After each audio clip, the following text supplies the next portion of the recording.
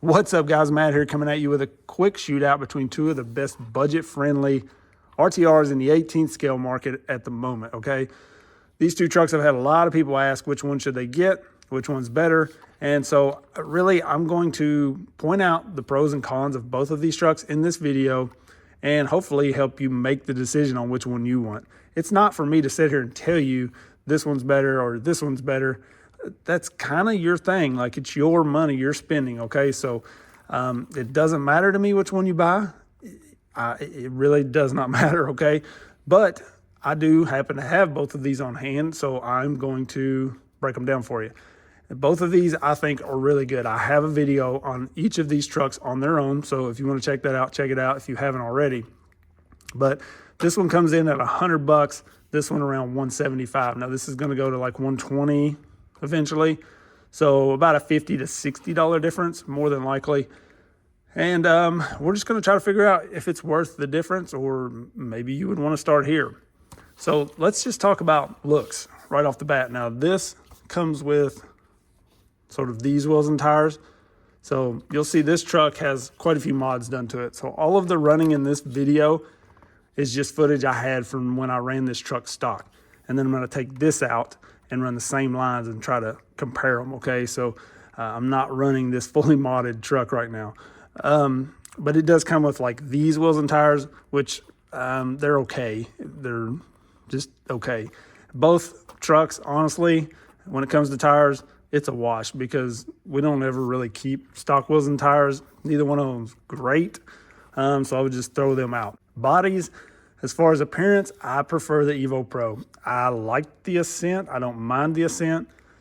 And you can do different things with it, but I really like the look of this straight out of the box, okay? So I feel like, you know, maybe that's going to make the decision for a lot of people. Underneath the bodies, we've got pretty different trucks here because the Redcat,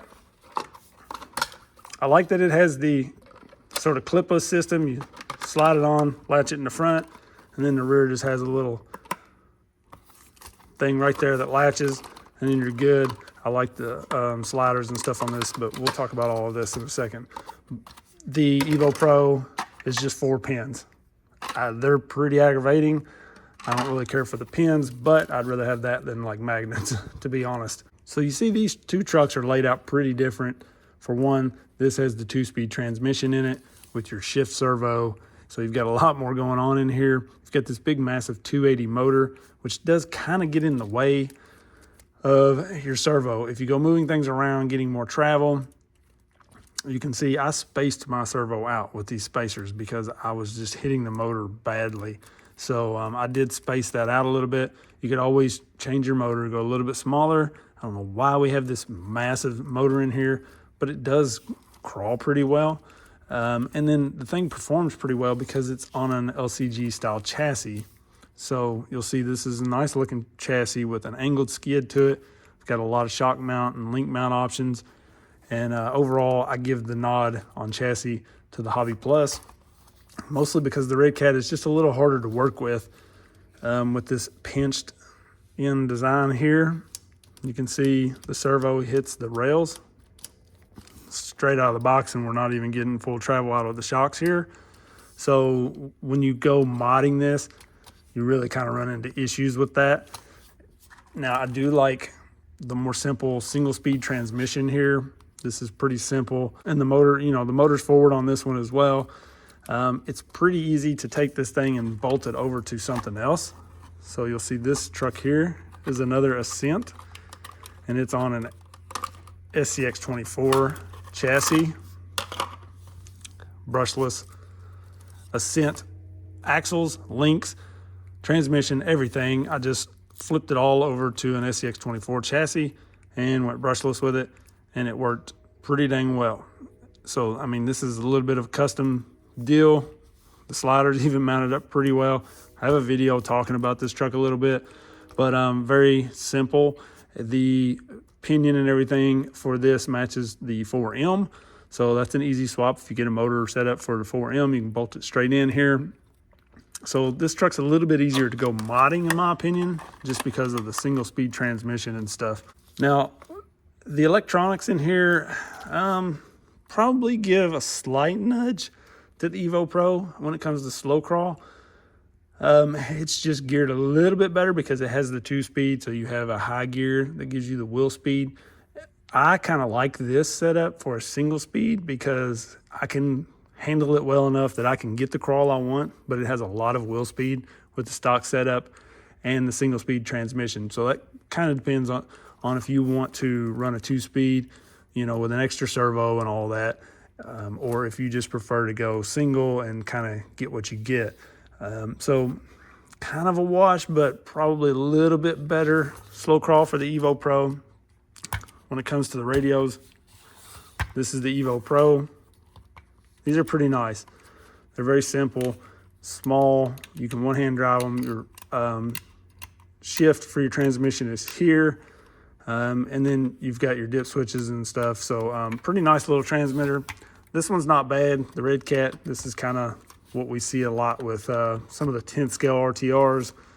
And we've seen this with like the SCX24, one of those. Not bad.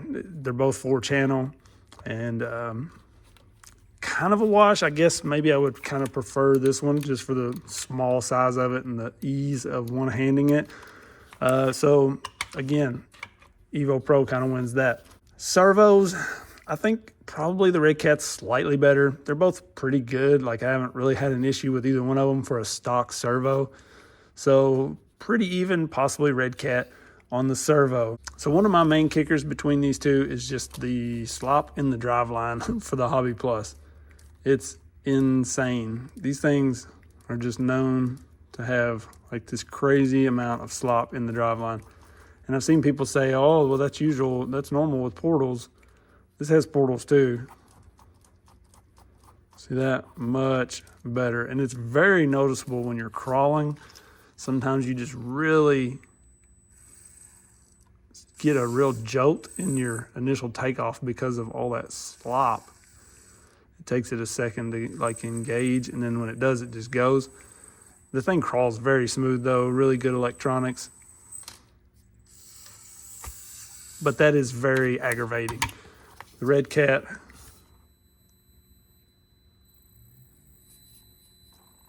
definitely don't have that slop.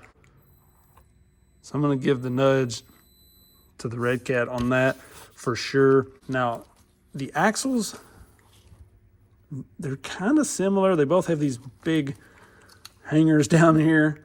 I don't notice myself getting hung on the Redcats a lot, but they do have some pretty big hangers here. But for me, I still prefer the Redcat major because of the turning radius. But the Redcat wins by a mile, okay? It blows this thing out of the water when it comes to steering angle.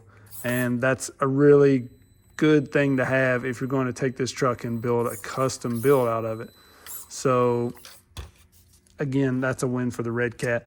So let's talk about the shocks really quick. They're both kind of a plastic body with aluminum cap on them. The Redcat shocks on this one, I've been running this truck for 4 or 5 months and they've never leaked. They've been very good. They still, when I had the springs on them all, they were still felt just like these do out of the box. Everything very good. So I think they're a slightly better shock. I do prefer how these have a threaded body on them, and you've got a shock collar here that you can run down and adjust your preload. So I like that about these shocks.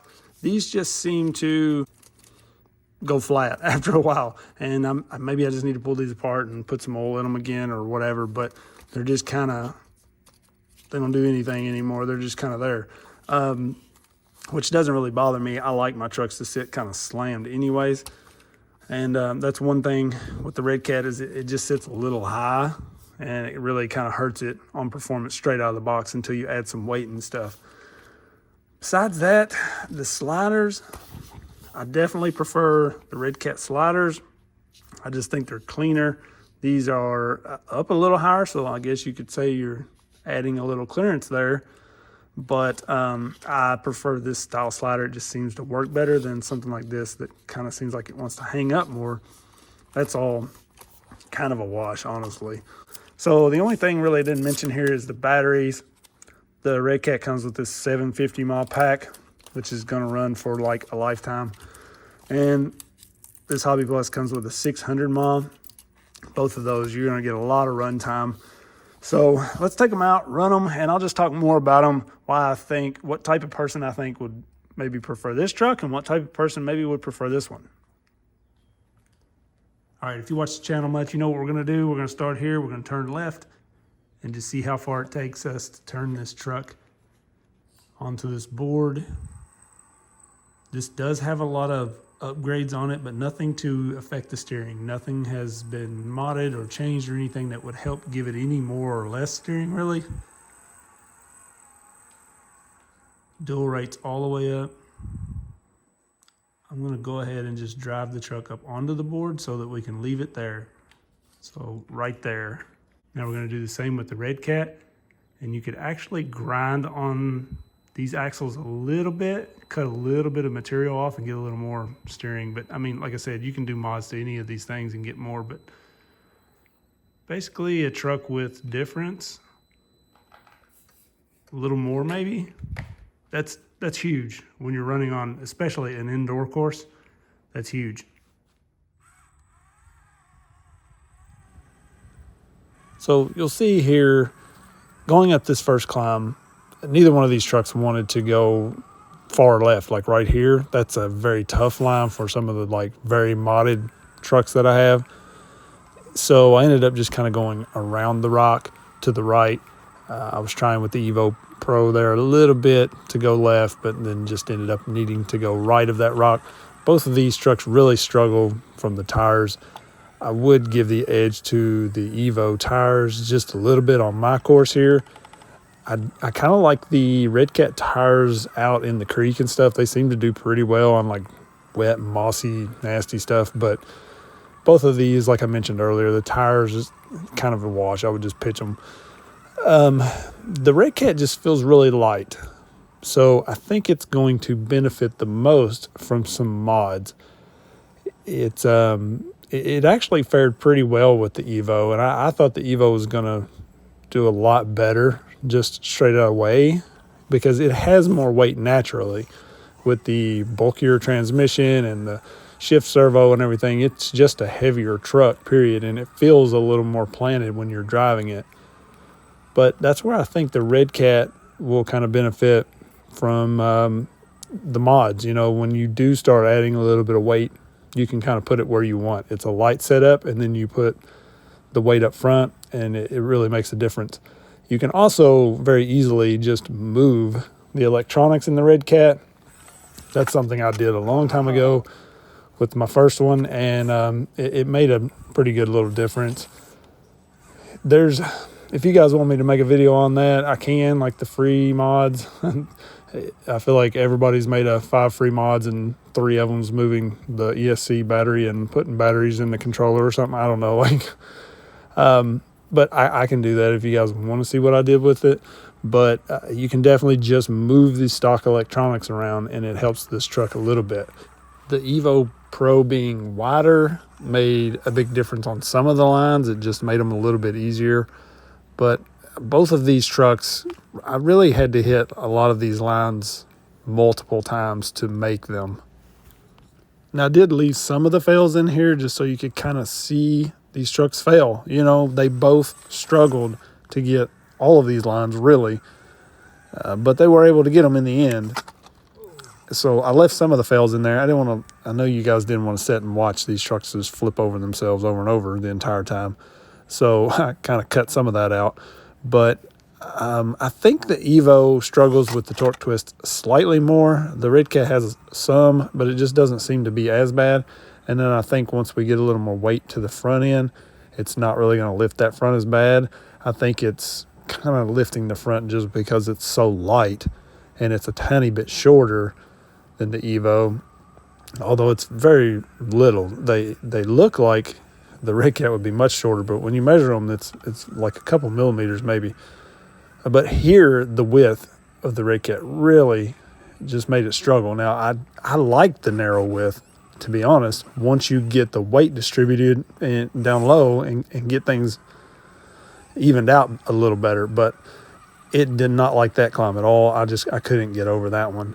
And I feel like maybe the Evo just sitting a little bit wider just kind of helped it there. But I prefer a little more narrow axle, so I like starting with the Redcat, to be honest. If I was going to do a custom build, I would pick it. You know, if you want to get this thing and think down the road you're going to swap it to an SEX24 chassis like I did, or you know that there's going to be chassis come available for these. And that's another thing I want to talk about too in a second. But there's going to be chassis come for them. There's going to be other aftermarket stuff. Like I've already had Injora asking some questions about it and that sort of thing. So I feel like the aftermarket's going to come pretty quick for it. We haven't got much aftermarket for the Evo, the CR18 platform. We kind of did. They said we were, but then you really just can't find it. I did a video on a bunch of upgrades that I have installed on this Evo Pro that they sent out to check out. And I posted the video on that a couple months ago, at least, probably. And you still can't really find those parts anywhere. I mean, they're pre-order everywhere, but, you know, we were supposed to be getting overdrive gears for those axles and stuff from Fury Tech, and, like, I still haven't really seen those come along available. And so that's one of the best things about the Redcat is they've kind of made all of this stuff themselves, and it's there and ready to go. You know, they're already shipping pretty much everything. The overdrive gears, I'm supposed to get a set of those very soon to check out, overdrive and underdrive. So we're going to check those out. I'm going to install them and see how it improves this stock truck pretty much, and kind of go from there. But with them offering those upgrades right out of the gate, we've got all of that stuff, and people say it's overpriced, but at least it's there. And then that makes it actually much easier for the aftermarket, because a lot of times they just take that stuff and kind of copy it, you know, and make their own kind of version of it. But we do at least have those upgrades pretty available, and most hobby shops in the US here have the Redcat stuff and have those upgrades as well. So it's just much easier to come by. I get people that message me all the time about the Hobbyplus, like, where can I get this? And I'm like, good luck. I don't know, you know, but you can see that climb there. I actually was pretty surprised the Redcat made that one. I did have to just hit it just right. The Evo Pro probably did it a little bit easier once you hit it at the right speed. If you try to slow crawl it, you can see the torque twist there is really bad. So if you just kind of hit it at a steady speed, it would go up it pretty well. But that's where I feel like the torque twist is a little worse on that truck versus the Redcat. The Redcat does have some, like I mentioned, but it's not as bad, I don't think. But there you can see it. I can hit it at a constant good speed, and it'll pretty much go straight up it. So you know, both of these trucks are really good. They could both benefit from some upgrades for sure, and really just kind of making them your own. You know, the Redcat, I think its main struggle is it's just light out of the box and sits a little bit high. So if you can lower it, which is a little bit tougher than most of the trucks because of the clearance on the servo, like I mentioned earlier.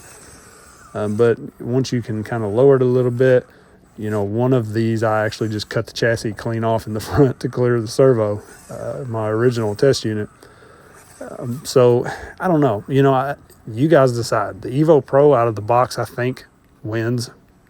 But for me personally, in the long run, I could see myself more likely to start with the Redcat at a little cheaper price with the better axles and the single speed transmission, which I prefer for custom builds down the road. The Evo Pro already has a better chassis, and it is a nice upgraded truck sort of out of the box, having the angled skid on the chassis and lots of shock positions and all of that stuff I talked about.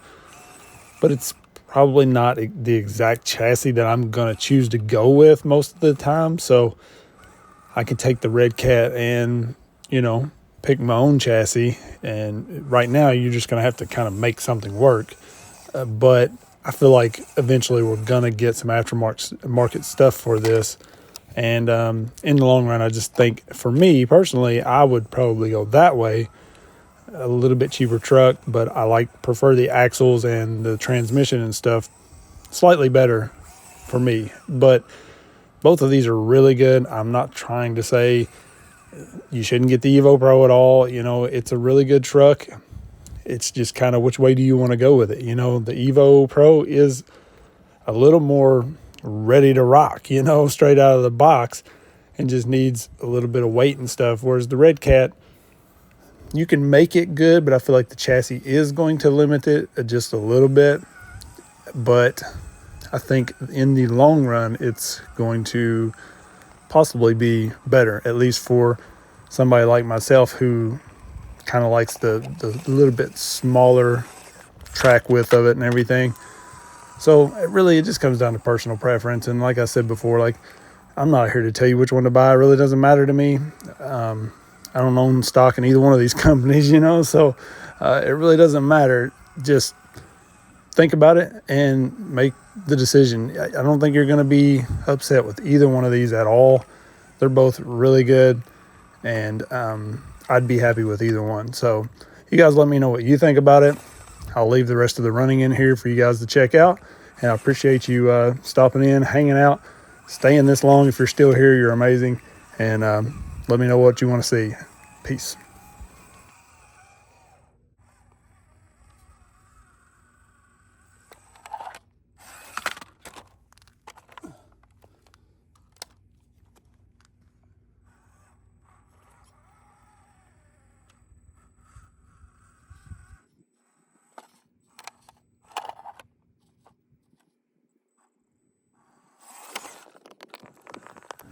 In the end, I think the Redcat just has a little bit more value at the $100 price range. You know, it is all ball bearings throughout, whereas the Evo Pro has bushings.